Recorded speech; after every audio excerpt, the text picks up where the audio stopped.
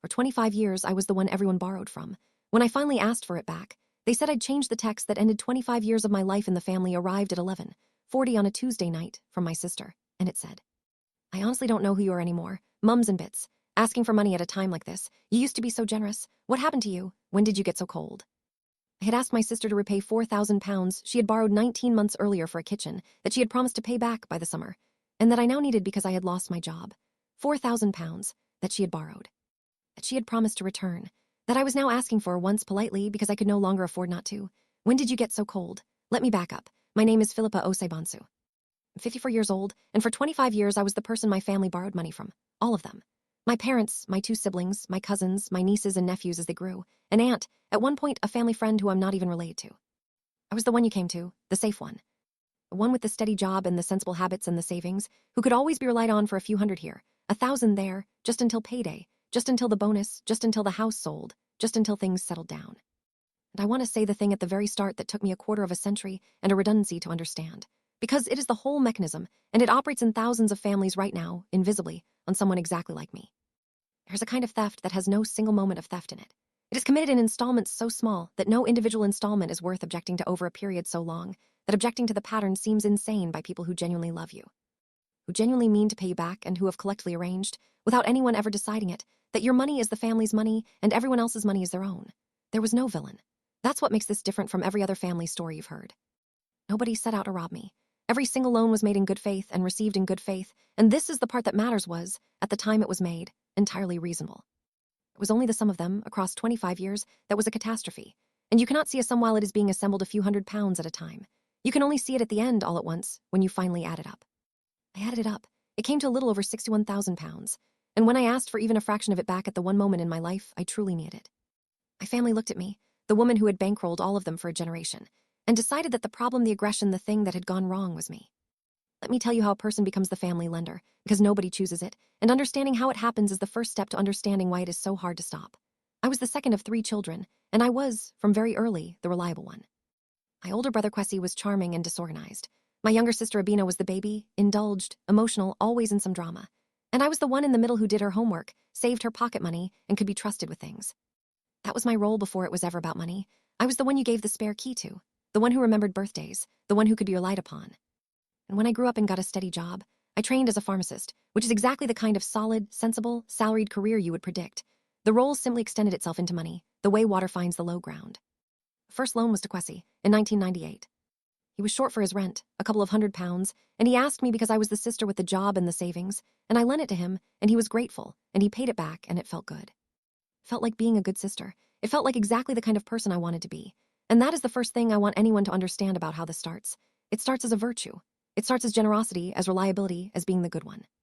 There's nothing wrong with the first loan, or the 5th, or the 20th. Lending money to family you love, when you have it and they don't, is a genuinely good thing to do. The trap is not in any individual act of it. The trap is that being good at it makes you the person it always falls to. And being the person it always falls to, for 25 years, is a slow catastrophe wearing the mask of a virtue. Let me tell you how the culture built itself, because it was gradual and it was collective and no one designed it. By about 2003, 5 years in, I was the established family lender. It had become a known fact, the way families accumulate known facts. Ask Philippa. If someone was short, if someone had an emergency, if someone's car died or boiler broke or child needed school shoes and the month was long, ask Philippa. She's got it. She won't make a fuss. She won't ask awkward questions. She won't chase you for it. And every one of those was true, and every one of them was, I now see, a description of how I was being trained. She won't make a fuss. I didn't because making a fuss over money with family felt grasping and small, and I did not want to be grasping and small, and so I trained everyone that borrowing from me came with no social cost. She won't ask awkward questions. I didn't because asking what someone needed £400 for felt like an insult, an implication that I didn't trust them, and I did not want to insult people I loved, and so I trained everyone that I would lend without scrutiny. She won't chase you for it. I didn't because chasing family for money felt like the single most mercenary thing a person could do, and I would rather have lost the money than been the woman who chased her own brother for £200. So, and this is the crucial one, I trained everyone that borrowing from me carried no real obligation to repay because nothing would happen if they didn't. Do you see what I had built? Without ever deciding to, I had made myself into the perfect lender. No scrutiny, no cost, no consequences. I had removed, one by one, every mechanism by which a loan becomes a thing that gets repaid. And a loan with no mechanism for repayment is not a loan. It is a slow gift that both parties agree to call a loan, because calling it a loan lets the borrower feel honest and lets the lender feel it will come back. Let me give you the shape of 25 years, because the shape is the whole thing. There were the small recurring ones. Kwesi, over the decades, borrowed from me perhaps 30 times, a few hundred here, 1,000 there, and repaid, I would estimate maybe a third of it, always partially, always with the balance quietly forgotten. Not maliciously. He would pay back 600 of 1,000, and we would both just stop counting, and the 400 would join the pile. There were the medium ones. Bina, my sister, borrowed larger amounts less often, 2,000 for a wedding, 3,000 when she and her husband were between houses, 4,000 for the kitchen. These came with firmer promises. I'll pay you back by the summer, as soon as the bonus comes through. The minute the house completes. And the promises were, I believe, sincere at the moment they were made, and then the summer would come, and the bonus, and the house would complete, and the money would not appear. To raise it would have been to accuse my sister of not keeping her word, which felt unbearable, so I didn't. There were the ones to my parents, which were different and harder, because you do not think of money given to your parents as a loan at all. When my father's business had a bad year, I helped. When my mother needed a new boiler, I paid for it. These I never even framed as loans, and I do not even now count them as debts, but they were part of the pattern. Part of the established fact that Philippa was where the money came from, and they trained the next generation, because my nieces and nephews grew up watching everyone borrow from Auntie Philippa, and so when they became adults, they did too. And there were the outliers. A cousin who borrowed £3,000 in 2011 and simply never mentioned it again, ever, as though it had not happened. The family friend, not even blood, who I lent 1,500 to in a crisis, and who I never saw again. An aunt who borrowed and repaid in dribs over years and probably, on balance, came out roughly even, and who I remember fondly for it, which tells you how low the bar had become. 25 years of it. And here is the asymmetry that is the black heart of the whole thing, the thing I did not let myself see until I had no choice. In 25 years of being the family's lender, I never once borrowed from any of them. Not once, not a pound. I want to sit on that asymmetry because it is the tell, and it is the thing that, once you see it, you cannot unsee. It was not that I never needed money. I did at times. But it never once occurred to me to ask my family, and more tellingly, it never once occurred to them to offer, even when they knew I was stretched. The flow only ever went one way. I was a source, not a participant. I was the well, and a well does not draw water from the village. The village draws water from the well. And the reason the flow only went one way is that everyone, including me, had absorbed a single unspoken belief, that my money was available in a way that theirs was not. My money was a family resource. Their money was their own. If I had £1,000 spare, it was understood to be potentially anyone's, on request. If Kwesi had £1,000 spare, it was Kwesi's, and the idea of it being claimed by the family would have been absurd. Why? Why was my money the family's and everyone else's their own? I have thought about this more than anything else in my life, and the answer is horrible in its simplicity, because I never said no. That's it. That's the whole reason. Their money was their own because they defended it, with reluctance, with excuses, with I'd love to but I can't right now. My money was the family's because I never defended it, because defending it felt unkind, because I had built my entire identity on being the one who didn't need to defend anything, the generous one, the reliable one, the good one. I made my money common property by treating it as common property for 25 years, out of love and out of a need to be seen as good. And a resource that is never defended is not respected. It is simply used until it runs out. I want to give you some specific moments from those years, because the asymmetry is easy to state and hard to feel, and it only becomes real in the specifics.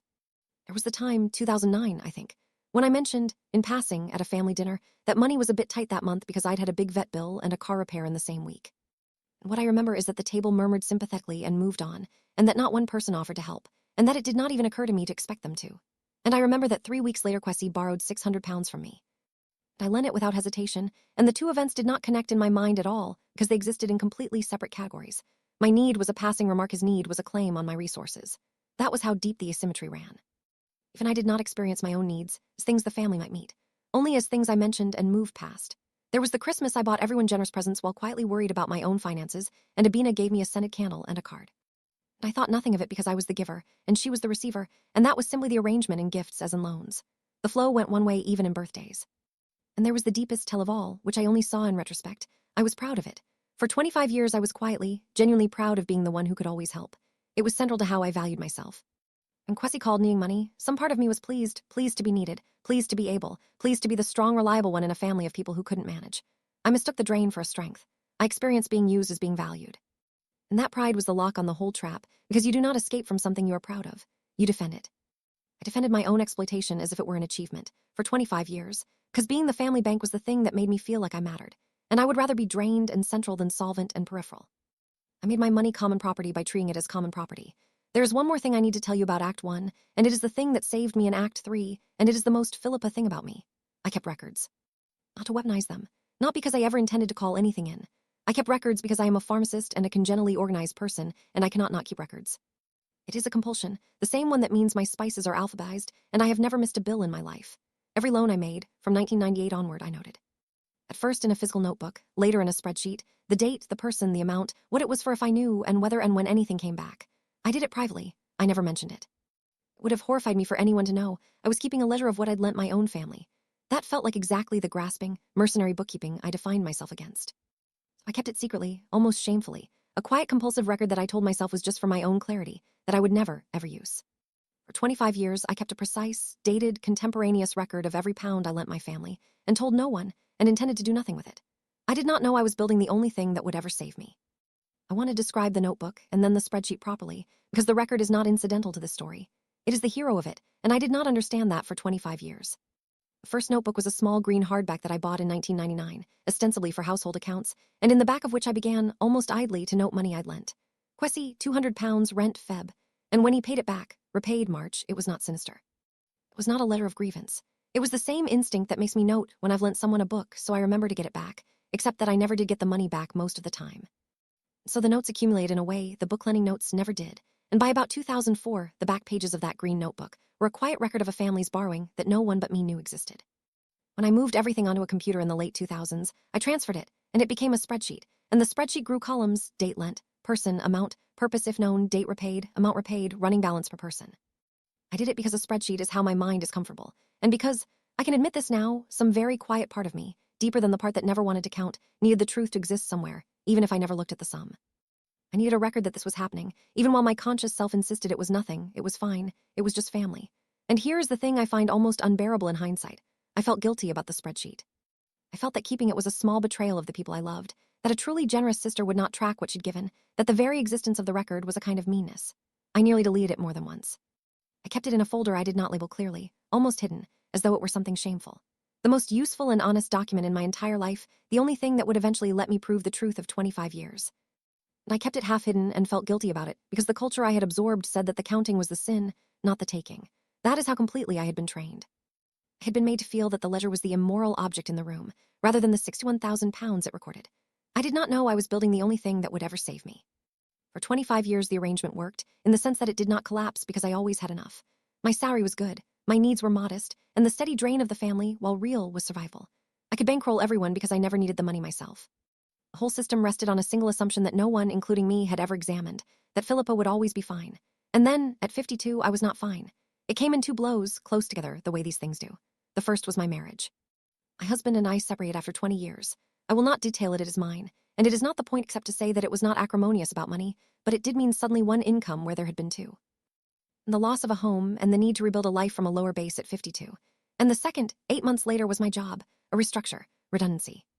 At 52, in a field where experience is expensive and employers prefer cheaper and younger, and I went from a good salary to statutory redundancy pay and the terrifying arithmetic of a woman in her 50s looking for work.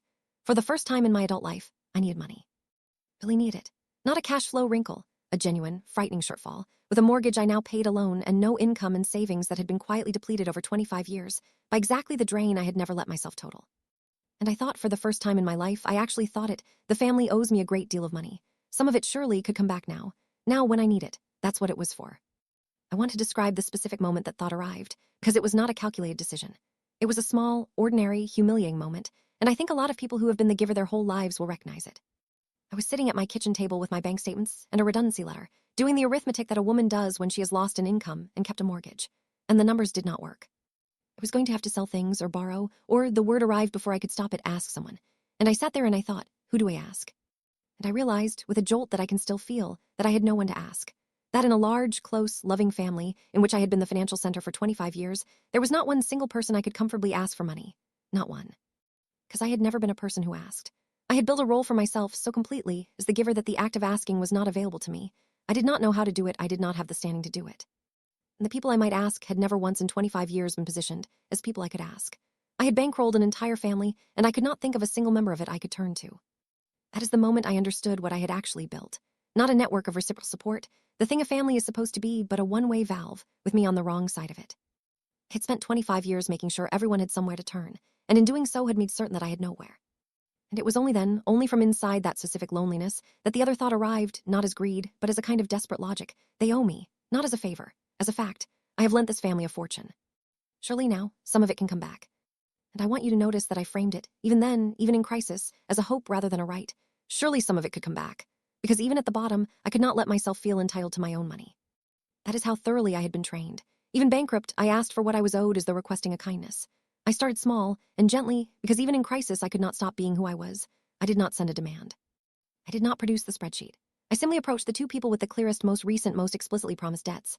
My sister, Abina, with her £4,000 for the kitchen borrowed 19 months earlier and promised by the summer, and my brother Kwesi, whose running total was by then well into 5 figures, but who had most recently borrowed £2,000 the previous year. And I said to each of them in the gentlest possible terms, I'm so sorry to ask, and I hate to.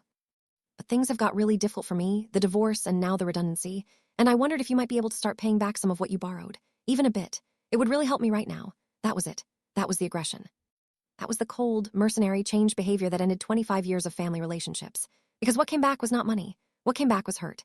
Abina's response was the 11:40 p.m. text. When did you get so cold? But before I show you how the family close ranks, I need you to understand the reframe that happened, because it was breathtaking, and it happened almost instantly, and it happened in every single family member at once, as if by instinct. The reframe was this: my asking for the money became the event, not the 25 years of borrowing, not the thousands unrepaid, not the broken promises. My asking, that was the thing that had gone wrong. That was the rupture. That was the moment someone behaved badly. Think about what that requires. It requires everyone to treat 25 years of me lending and them not repaying as the normal, unremarkable background state of the world, as simply how things were natural and objectionable, and to treat one gentle request for repayment, a moment of genuine need, as a shocking act of aggression. It requires the default to be that my money flows to them, so that the flow stopping is the violence, and the flow itself is invisible. And that is exactly what happened. In the family's eyes, nothing had been wrong for 25 years. And then, suddenly, Philippa started demanding money and upsetting everyone.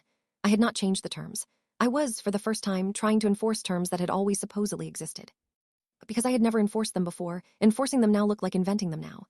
My 25 years of never asking had established that not asking was the natural state, and so asking became an aberration, a symptom, evidence that something was wrong with me. You've changed. I had. I had finally, at 52 in crisis, asked for my own money back. And that change, the first reasonable thing I had done in 25 years, was the only thing anyone could see. Let me tell you how the family close ranks, because it was total and it was fast, and it followed a script that I have since learned is universal. My mother was deployed first, and most effectively. My mother, who is elderly and who I love, was made, by Abina, I later understood, into the wound party.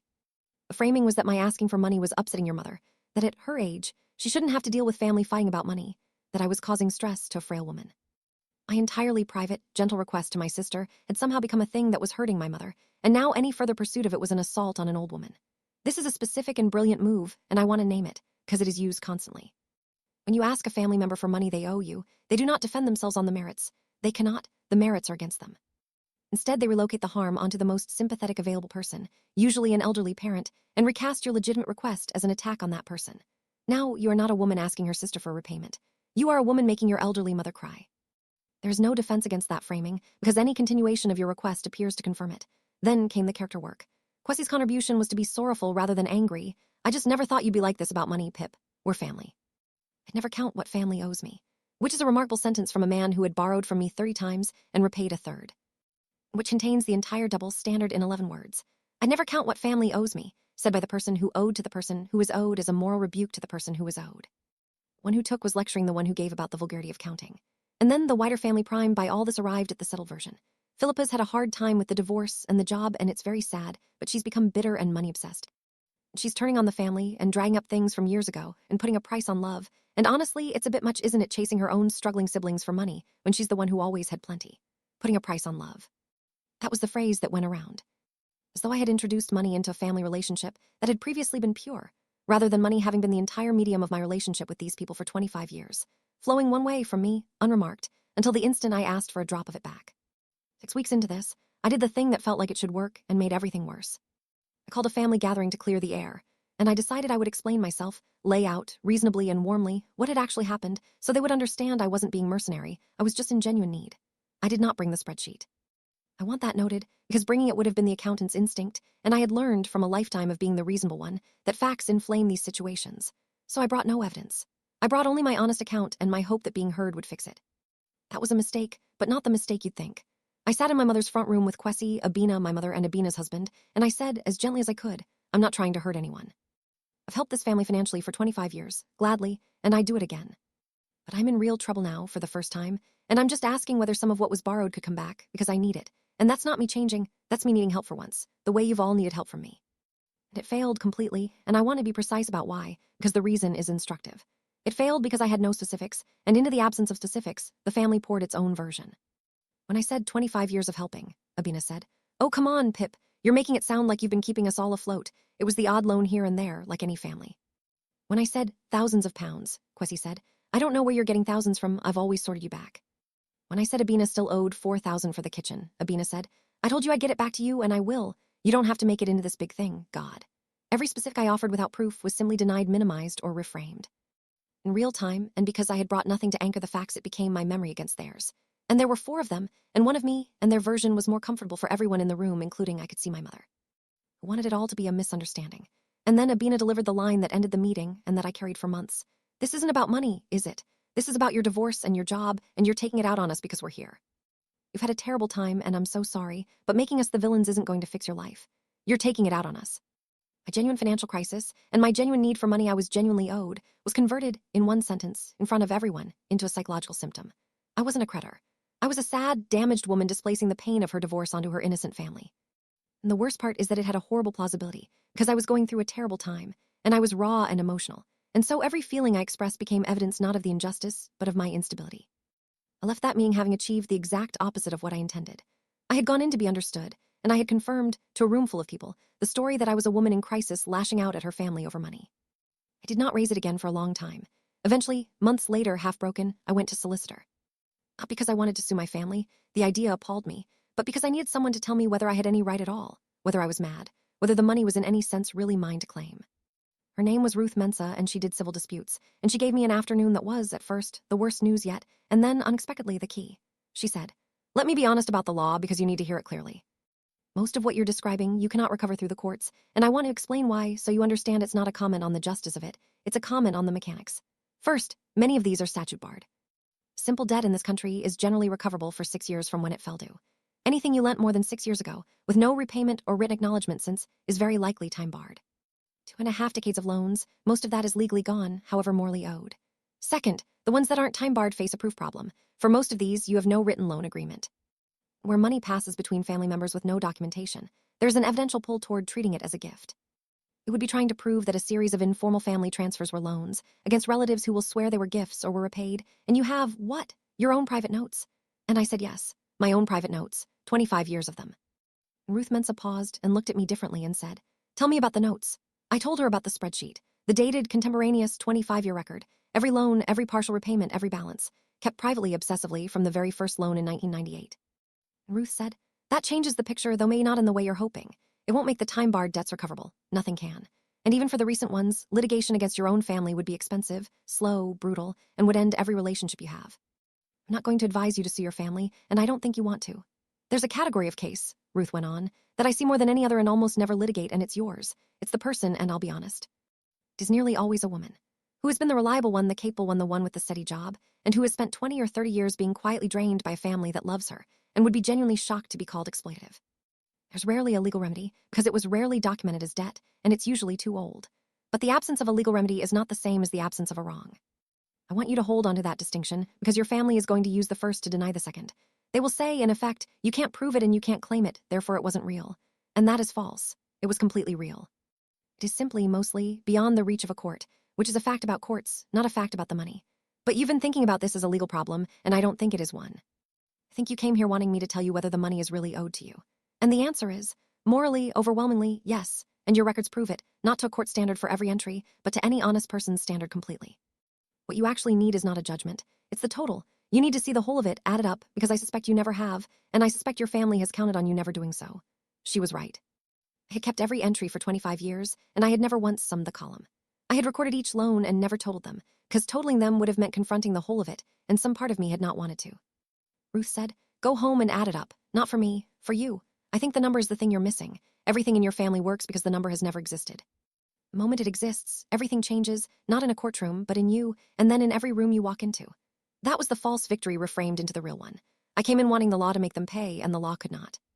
And what I left with instead was better, because it did not depend on anyone else at all. I left with the instruction to make the invisible visible, to myself first. I went home and I summed the column, 25 years. Every loan, from the £200 to Kwesi in 1998 to the 4,000 to Abina for the kitchen, minus every repayment, every partial return, every dribble back 100. The net figure, The whole of it. 61,420 pounds. I want to describe the actual act of summing it because it took an evening and it was one of the strangest evenings of my life. I had the spreadsheet, 25 years deep, every row intact. And all I had to do was click on the balance column and let the software add it. It is, mechanically, the work of 1 second. And I sat there for perhaps 20 minutes before I could bring myself to do it, my cursor hovering. Because I understood that whatever the number was, I could not unknow it, and that knowing it would change everything, and that some part of me had spent 25 years specifically not clicking this button. Because that is the thing I had never let myself do. I had recorded every entry obsessively, contemporaneously, for a quarter of a century, and I had never once summed the column. I had built the entire dataset and refused to run the single calculation that would tell me what it meant. I had kept the truth in a form where it existed, but could not be seen, even by me, even though I was the one keeping it. My own record was structured, unconsciously, to let me know each part and never the whole, and I finally clicked it. 61,420 pounds. I sat and looked at that number for a very long time, and I want to describe what it did to me, because it was not what I expected. I expected to feel angry or vindicated or robbed. What I actually felt first was a kind of vertigo, and then, underneath it, a terrible clarity, because 61,000 pounds is not the odd loan here and there, like any family.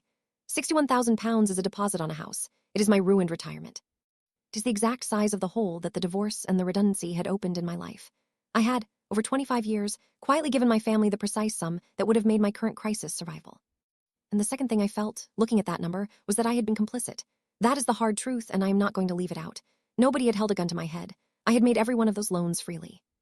I had built the culture that drained me. The 61,000 pounds was a joint creation, theirs for taking it, mine for offering it, endlessly, out of a need to be good that had cost me a house. But complicity is not consent to be robbed. I had been foolish and generous, and I had enabled it. And they had taken it for 25 years and repaid a fraction, and then, when I asked, called me the mercenary one. My foolishness did not erase their obligation. It just meant the story had two authors instead of one. Here is what I did with the number, and it was not what the family feared and not what I had ever imagined myself doing. I did not sue anyone. I did not send the spreadsheet to the whole family as an accusation. What I did was quieter, and, it turned out, far more powerful. I wrote to each of the main borrowers individually, Kwesi, Abina, and the cousin who'd borrowed $3,000 in 2011 and never mentioned it since. And to each, I sent their own itemized history. Not the family total, just theirs. Every loan I had made to them, dated with amounts, with the repayments they had made subtracted, and the net balance. And a short, calm note that said, I'm not sending this to shame you or to threaten you with anything. I'm sending it because I think, genuinely, that none of us ever saw the whole of it, myself included. Here is what I have on record. I'm not able to be the family's source of money anymore. That's simply over, because I no longer have it to give. And I'm asking, not demanding, whether you feel able to return any of this at whatever pace you can, because I'm in real need for the first time in my life. Whatever you decide, I want you to at least see the true figure, because I don't think you've ever seen it, and I think that's exactly how it got this big. Individual itemized histories did something the family narrative could not survive. They replaced the comfortable vagueness with specific, dated, undeniable fact. Because the entire family's story, the odd loan here and there, I've always sorted you back. You're making it into a big thing, depended completely on vagueness. It depended on nobody ever having a list. The moment each borrower was looking at their own list, in their own history, dated, itemized, the vagueness was gone, and with it the deniability. Kwesi's list was the one that did the most work, because Kwesi's self-image was that he always sorted me back. And his list showed, in black and white, 31 loans over 25 years, totaling 19,000 pounds, against which he had repaid 6,200, leaving a net balance of nearly 13,000 pounds. Kwesi genuinely believed he had roughly squared up with me over the years, not because he was lying, but because he remembered the repayments, which felt significant to him. They were money leaving his pocket, and had forgotten the loans, which felt insignificant. They were just Philippa helping out. List corrected his memory with his own history, and there was no arguing with it, because it was simply what had happened. Bina's was starker and more recent and less deniable. The kitchen 4,000, promised by the summer, now 20 months overdue, sitting at the top of a list of other unreturned sums. She could not claim the kitchen loan was old, or a gift, or misremembered. It was recent, it was explicit, it was promised, and it was there in her own words in the text I still had. There was one more thing, and it was Abina, and it was the detail that turned the whole family's sympathy, because it exposed the double standard so nakedly that even my mother could see it. Because while Abina was leading the campaign that I had changed and become obsessed with money, and was putting a price on love, Abina was, at that very time, embroiled in her own dispute with a friend over money. Friend had borrowed 800 pounds from Abina and not repaid it promptly, and Abina was, I learned, absolutely furious about it, texting about it, telling everyone. Calling the friend a sponge and someone who takes advantage, and saying, if you borrow money you pay it back, that's just basic decency. If you borrow money you pay it back, that's just basic decency. Said by the woman who owed me 4,000 pounds she'd promised 18 months earlier, about a friend who owed her 800 for 2 months. And I did not even have to point it out in the end. My cousin, the one who'd borrowed the 3,000 in 2011, Did it for me at a family event half by accident when Abina was holding forth about her deadbeat friend, and the cousins said without thinking, "Bit rich Abina given the kitchen money." And the room went quiet, because everyone knew. That was the thing the total revealed, not new information, but the end of everyone's ability to pretend they didn't know. The double standard had always been there. Bina had always believed, without contradiction, that money owed to her must be repaid as basic decency. And that money owed by her to me was a delicate family matter that it was mercenary to raise. Everyone had accommodated that contradiction for years because I let them. The moment the total existed, and Abina's friend dispute sat next to her kitchen debt, the contradiction became visible, and once it was visible, it could not be unseen. There was no courtroom and no single dramatic scene, because the reckoning in this story was not an event. It was a slow, quiet reversal, over about a year, as the total did its work. Kwesi was the first to change, and I will give him credit because it cost him something. He rang me about 2 weeks after receiving his list, and he was quiet, and he said, "I looked at it about 10 times thinking it must be wrong." And it's not wrong, is it? I've got all the texts too. I really thought I'd paid you back over the years, Pip. I genuinely did, and I hadn't. I'd paid back a bit and forgotten the rest and let you carry it. And then he said the thing that mattered. I can't do 13,000, but I can do something every month properly, standing order until it's gone, however long it takes, because it's yours. You lent it to me and it's yours, and I should never have needed a spreadsheet to see that. He set up the standing order. He has never missed it. It will take him years, and he pays it every month, and we are, strangely, closer now than we were in all the years he was quietly borrowing, because the thing between us is finally honest. I have thought a lot about why Kwesi could change and Abina could not, because they received the same list, in the same tone, at the same time, and they went opposite ways. And the difference explains something important about who these situations can and cannot be resolved with. Kwesi's self-image could survive the correction. He thought of himself as a decent man who had roughly squared up with his sister, and the list showed he hadn't. But he could absorb that, as I made a mistake, I lost track, I let you carry it. Which is a story a decent man can tell about himself and remain decent. The list wounded his memory, not his character. So he could look at it, feel ashamed, and act. Abina's self-image could not survive the correction. Because for Abina, the money had become tangled up with a story about herself, as the wronged one, the struggling one, the one who deserved help. And to accept the list was to accept that she had been for years exactly the kind of person she despised the sponge.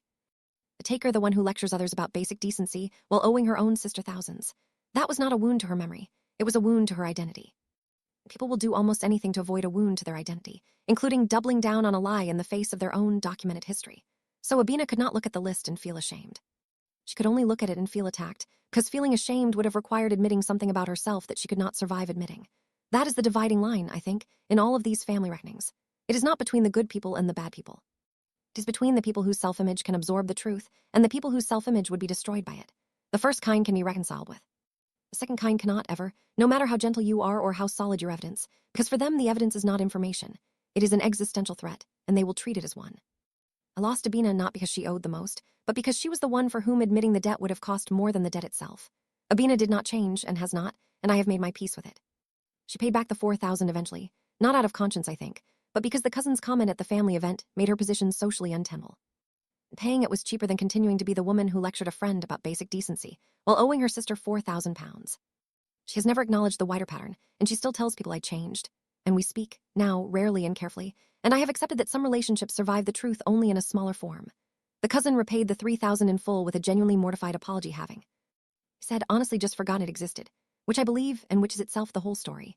My money was so available, so unremarked, so much the family's rather than mine. That a person could borrow 3,000 pounds of it, and forget the debt existed for over a decade, not out of malice, but because that is what happens to a resource nobody has to account for. I recovered over the following 2 years, something like half of the 61,000 pounds. Kwesi's standing order, Abina's kitchen money, the cousin's 3,000, and a few smaller repayments that trickled in once the culture had shifted, and it became known that Philippa now, quietly, kept accounts. The other half is gone, statute-barred and unrecoverable, and in many cases, owed by people I will never pursue, and I have written it off genuinely in my heart as well as my spreadsheet. 25 years of being the family bank cost me about 30,000 pounds that I will never see again, and I have decided that 30,000 pounds is the tuition fee for a lesson I needed to learn and learned late. My financial crisis eased. I found work, less than I had, but enough, and the recovered money, arriving when it did, made the difference between a frightening few years and a ruinous one. The money I had scattered across the family for a generation came back, some of it, at the one moment it could save me, which is exactly what I had always told myself it would do, and which it only did because I finally, at 52, asked. But the real change was not financial. The real change is that I am no longer the family bank, and I never will be again, and this has cost me something I did not expect to grieve, because being the lender was not only a burden. It was also my place. It was how I was needed, how I was central, how I mattered in a family where I was otherwise the quiet middle child. When people needed money, they came to me, and that coming to me was a form of love, or felt like one, and when I stopped being the source, I stopped being sought. The phone rings less now. I'm no longer at the center of the family's needs because I have removed the thing that put me there. I chose that, and it was right, and I would choose it again, and it is also lonelier, and both of those things are true. I traded my place in the family for my dignity and my savings, and it was the correct trade, and I still, some evenings, miss being the one everyone called. And I want to say something about the loneliness of it, because it is the part of the aftermath that nobody warns you about and that I was completely unprepared for. When you are the family bank, you are never lonely in a particular way. You are always slightly needed. The phone rings. Someone always has a reason to be in touch with you, because you are useful, and usefulness feels, from the inside, indistinguishable from being loved. For 25 years, I was never quite alone, because I was never quite done being needed, and I had built my whole sense of belonging on that foundation without ever noticing it was made of other people's needs rather than their love. And when I stopped, the phone went quiet. Not out of cruelty, simply because the thing that had generated the contact was gone. The people who called because they needed money did not, it turned out, call for other reasons, or called much less, and I discovered in my 50s. In the aftermath of standing up for myself, exactly how much of my family life had been transactional without my ever having admitted it. It is one thing to suspect that people value you mainly for what you provide. It is another to remove what you provide and watch the room empty, and to have your suspicion confirmed in the silence. That is the bill that came due, and it was steeper than the £61,000. I had used my money all those years to buy a place in the family, to be central, to be needed, to matter. And when I stopped spending, I found out what the place had actually cost and what it had actually been worth, and both answers hurt. The money I got back, the illusion that I had been loved for myself rather than for my usefulness, that I did not get back because it had never been true, and no repayment plan restores a thing that was never real. I would still make the same choice. Clarity is worth more than a comfortable lie, and a place bought with money was never really mine. But I want anyone standing where I stood to know that reclaiming yourself from this role is not only a triumph. It is also a bereavement, for a version of your family that you are about to discover did not entirely exist. My mother, near the end of all this, said something to me that I have thought about a great deal. She said, "I didn't know it was so much, Philippa. I knew you helped everyone. I didn't know it added up to so much. Nobody knew." And I believe her. That is the whole thing in her sentence, nobody knew. Not because it was hidden, but because it was never assembled. Every person saw only their own small, reasonable, occasional borrowing, and no one, least of all me, ever stood back and saw the whole of it, the £61,000, flowing one way for 25 years. The family did not conspire to drain me. They simply each took a little repeatedly in good faith and never added it up, because adding it up was my job, and I had refused to do it, because doing it felt unkind. The unkindness was never in the counting. The unkindness was in the 25 years of pretending that money flowing one way out of love did not need to be counted, when the not counting was precisely what let it flow. Here's the last thing. They said I changed, and I want to be honest, I did. That is the one accusation that was true. I changed profoundly at 52, and the change was this. I stopped believing that being drained was the same as being generous, and I stopped believing that being used was the same as being loved, and I stopped believing that keeping quiet about it made me good. For 25 years, I had confused three pairs of things. I had confused generosity with the inability to say no. I had confused being loved with being useful, and I had confused being good with being silent. And the crisis and the total and the £61,000. Forced those three pairs apart, and once they were apart, I could not put them back together, and the woman who came out the other side was yes changed. Colder my family would say, though I would say clearer. The version of me they missed, the endlessly available one, the one who never counted, the well the whole village drew from, that woman was not generous. She was frightened. She was so frightened of being seen as grasping, so frightened of not being needed. So frightened of the disapproval that comes when you defend what is yours that she gave away £61,000 and a comfortable retirement to buy a feeling of being good that was never real because it was purchased. And a virtue you purchase by never defending yourself is not a virtue. It is a fear wearing a virtue's clothes. I am not that frightened woman anymore. It took losing my marriage and my job and half of £61,000 to stop being her. They asked when I got so cold. I didn't get cold. I got a total.